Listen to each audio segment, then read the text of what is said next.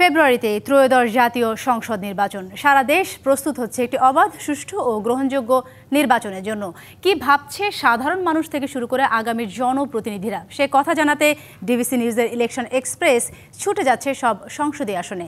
আজ সারাদিন সংসদীয় আসন 23, রংপুর 5-এ। স্বাগত জানাচ্ছি সিএসআরএম ডিবিসি ইলেকশন এক্সপ্রেসে। আজ সারাদিনই আছি রংপুর 5 আসনে।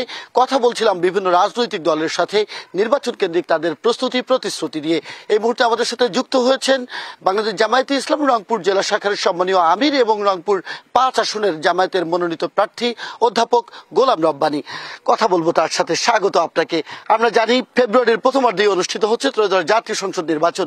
এই নির্বাচনকে কেন্দ্র করে রংপুর জেলায় 6টি আসনে বাংলাদেশ জামায়াত কি প্রস্তুতি নিল এবং নির্বাচন কেন্দ্রিক তাদের তো প্রার্থী তো ঘোষণা করেছেই, তো সেক্ষেত্রে মানুষের সাড়া কতটা পাচ্ছে? বিসমিল্লাহির রহমানির রহিম। ডিবিসি নিউজ ইলেকশন এক্সপ্রেসের মাধ্যমে আমার প্রিয় মিঠাপুকুরবাসীকে সালাম, আসসালামু আলাইকুম রহমতুল্লাহ। হ্যাঁ, আপনি প্রশ্ন করেছেন যে আমাদের প্রস্তুতি কেমন চলছে রংপুরে 6টি আসনে। আলহামদুলিল্লাহ, আমাদের বাংলাদেশ জামাত ইসলামী সবার আগে এই দেশে প্রার্থী ঘোষণা করে এবং প্রার্থী ঘোষণার পর থেকেই আমাদের প্রত্যেকটা প্রার্থী গোটা এলাকায় চষি বেড়াচ্ছেন।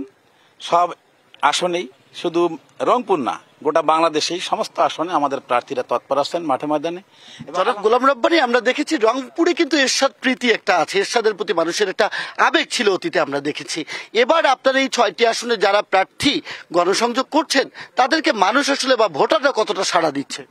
যে আলহামদুলিল্লাহ, আমরা অভূতপূর্ব সাড়া পাচ্ছি। আমরা গ্রামে গঞ্জে প্রত্যন্ত এলাকায় ঘুরছি প্রতিটা দিন, প্রতিটা মুহূর্ত, এবং আমরা একটা অভূতপূর্ব সাড়া, যেটা আমরা কল্পনাও করতে পারি না, যে আগের তুলনায় অনেক বেশি। যদিও রংপুর এলাকা জাতীয় পার্টির এলাকা, কিন্তু বাস্তবতা হলো যে জাতীয় পার্টি দীর্ঘদিন স্বৈরাচারের দোসর হিসেবে থাকার কারণে মানুষ কিন্তু তাদের ভুলটা বুঝতে পেরেছে, এবং মানুষ একদিকে যেমন স্বৈরাচারকে ঘৃণা করছে, তাদেরকে পরিত্যাগ করেছে, পাশাপাশি তাদের দোসর জাতীয় পার্টিকে মানুষ পরিত্যাগ করার সিদ্ধান্ত নিয়েছে।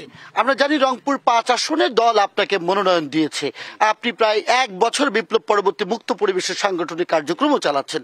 এখানে আমরা দেখেছি 2014 সালে যেমন সরকার বিরোধী আন্দোলনে আপনারা শক্তিমত্তা দেখিয়েছেন, একইভাবে বিগত ইউনিয়ন পরিষদ নির্বাচনে এখানকার 17 ইউনিয়নের মধ্যে 7টিতে আপনারা জয়লাভ করেছেন।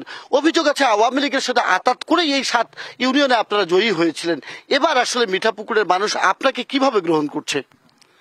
জি, আপনি যেটা বলেছেন, হ্যাঁ, আমরা 2014 সালে উপজেলা নির্বাচন করেছিলাম উৎসাহ উদ্দীপনার মধ্য দিয়ে, এবং মিঠাপুকুরের মানুষ স্বতঃস্ফূর্তভাবে আমাদেরকে সমর্থন করেছে। সেই নির্বাচনে আমি উপজেলা চেয়ারম্যান নির্বাচিত হয়েছিলাম।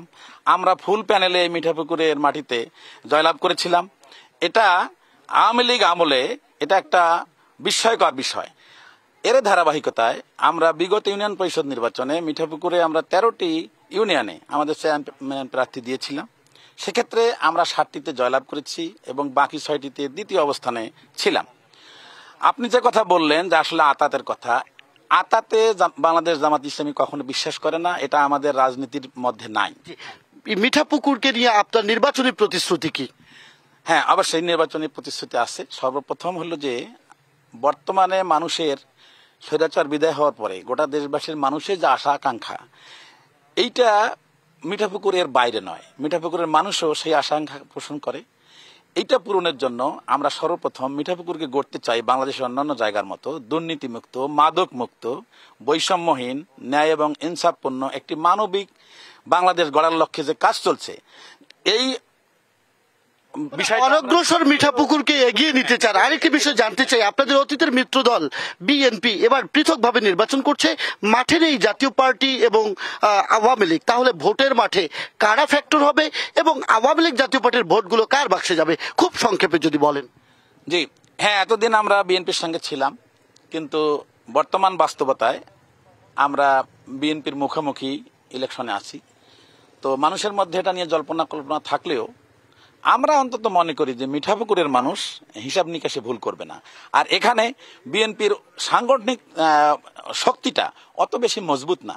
তারা হয়তো আওয়ামী লীগের বা জাতীয় পার্টির কিছুটা ভোট আশা করতেছে, কিন্তু আমরা মনে করি যে তাদের সম্পূর্ণ ভোট তাদের বাক্সে যাবে না ইনশাল্লাহ। অর্থাৎ তাদের অনুপস্থিতি এবং বিএনপির দুর্বলতা মিলে এই মাঠ একরকম উর্বরই মনে করছেন। অনেক ধন্যবাদ এবং কৃতজ্ঞতা আমাদেরকে সময় দেওয়ার জন্য। সিএসআরএম ডিবিসি ইলেকশন এক্সপ্রেস আগামীকাল থাকবে রংপুর 6 আসনে, জানবে সেই আসনের রাজনৈতিক দলগুলোর নির্বাচন কেন্দ্রিক প্রস্তুতি, প্রতিশ্রুতির কথা তুলে আনবে, ভোটারদের ভাবনা এবং নির্বাচনী পরিবেশ কেমন।